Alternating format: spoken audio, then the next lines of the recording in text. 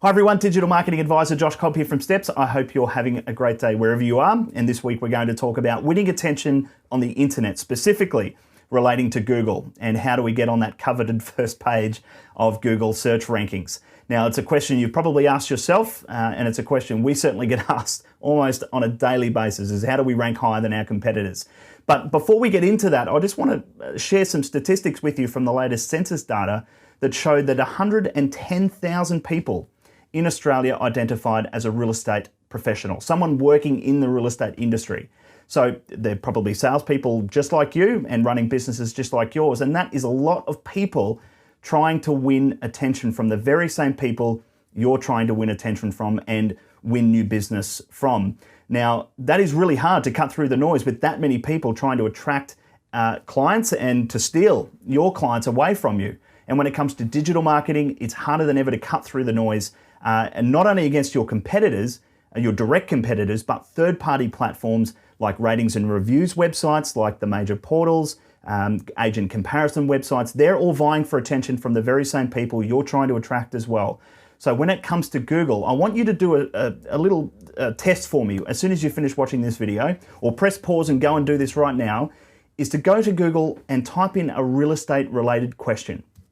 And a real estate related question that doesn't involve specifics about a property or a transaction. So what I mean by that, it could be in property management, it could be how do I break my lease, or what's the process around that. When it comes to property sales, it could be how long is the cooling off period in the certain state that you're in, how much does a real estate agent charge. It could be if I'm buying at auction, how can I get a building and pest inspection. So these are questions that people go to Google to ask.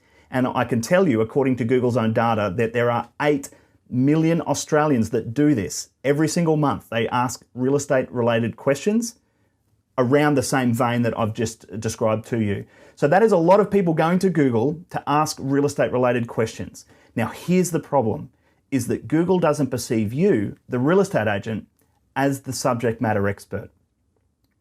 And to test this, I want you to go to Google and type in a real estate related question and have a look at the first page of search results. And I can almost guarantee, depending on which part of Australia you're in, that the first page of search results will not be for a real estate business or an individual agent or a property management company. It will be one of these third-party platforms that has answered that question, that specific question, on their website in detail.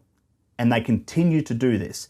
This is how you get on page 1 of Google. Google needs to perceive you as the subject matter expert. And the problem for a lot of you, I'm sorry to tell you, is that what is up in your head, all of that knowledge relating to real estate up there does not exist. If it doesn't exist on the internet, Google doesn't know it exists. And therefore it's going to be very hard for you to compete for attention against other businesses that are being perceived as a subject matter expert simply because they're publishing the answers to real estate related questions.